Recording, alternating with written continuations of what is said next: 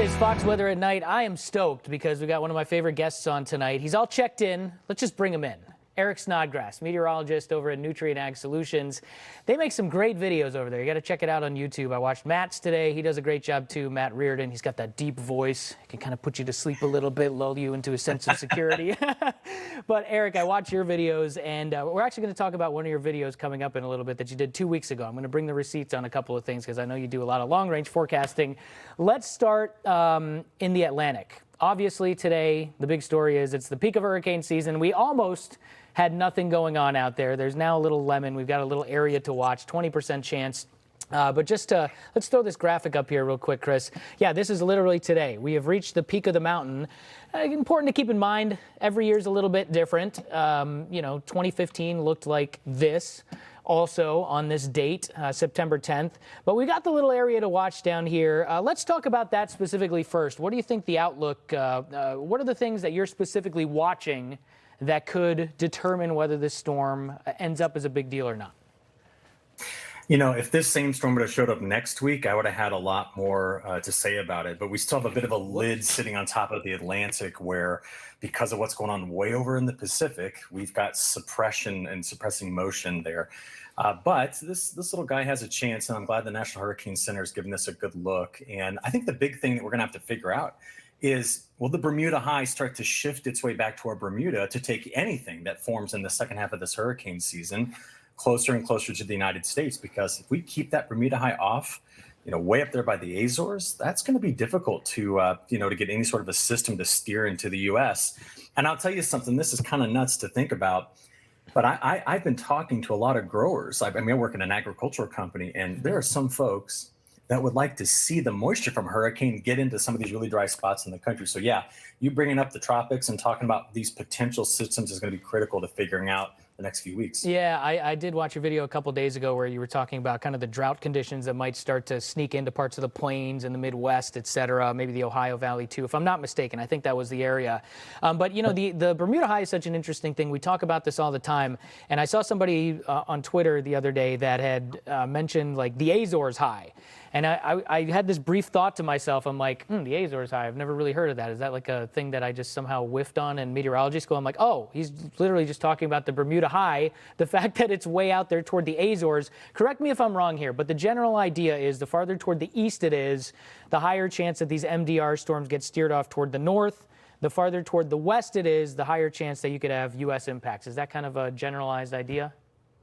Yeah, I think that's the best way to think about it. And you know what's funny about all of this is that we meteorologists, we often like to put all of our emphasis and all of our efforts into studying the little tiny spinny bits, right? Like the tornadoes or the bigger ones like the hurricanes. But the reality is, it's the big areas of high pressure that ultimately steer all of these weather events. And I think we have to just make sure that we pay attention to those big features because they ultimately drive where this next system could go, how well it could develop. They'll control the wind shear, they'll control the moisture.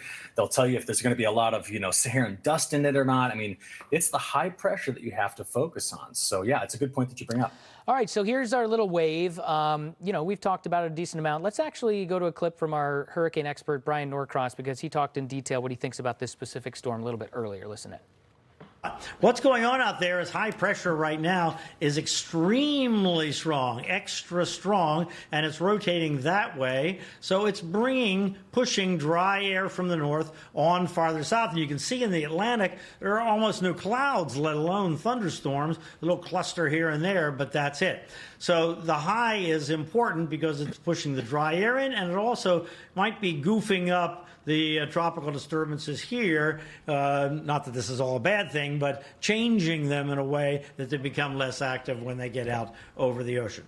Plus, we have an extended Sahara dust season this year, again, maybe related to that high pressure. The dust isn't thick. In fact, the total dust is less than normal, but it's extending into September. Normally, it kind of wraps up in August. And then we have this ITCZ, these thunderstorms down here to the south, that if the disturbance is associated with that kind of pulls the energy out. So we only have a little corridor in here where a system really could go to the west. If the dust dissipates some and it goes up in there, that's a possibility as well.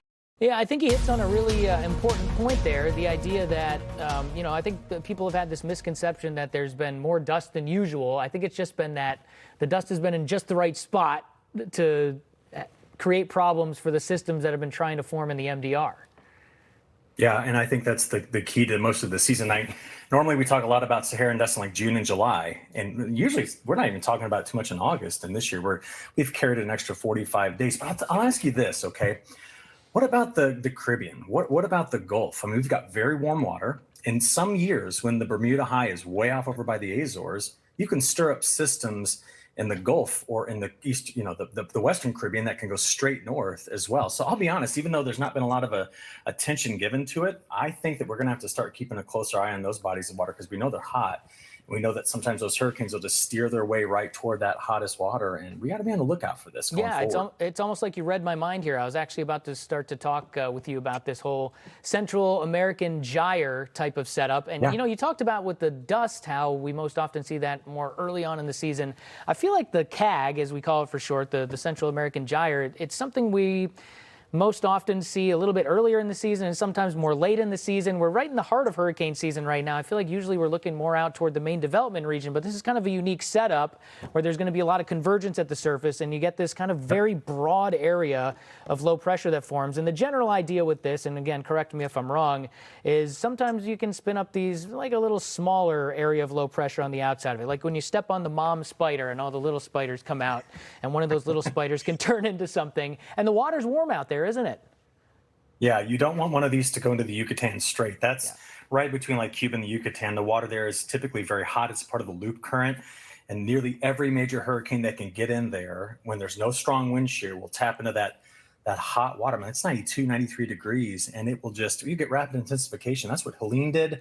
We've seen many other hurricanes do that. In fact, gosh, go back to Hurricane Katrina. When did Katrina really crank up intensity? When it passed right north of that loop current there. So we have to watch this area for the next 45 days. I mean, that's our clock. Yeah. So with this particular Central American gyre setup, do you think it favors any specific area? I mean, we're kind of looking ahead here toward like next Wednesday. It looks like there's going to be a lot of wind shear up in the Gulf. That would tend to help us out a little bit. Maybe a smaller chance that a storm could thrive if it forms out there.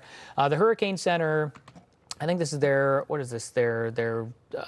week 2 outlook here. So the 17th through the 23rd, a week from now until a week after that. Looks like they've got it a little hotter here in the East Pacific. So it kind of looks like a little bit earlier in the season. But, we've seen this a few times this season where you've got the development possible in the Western Caribbean or the Western Gulf. It just hasn't really panned out quite yet.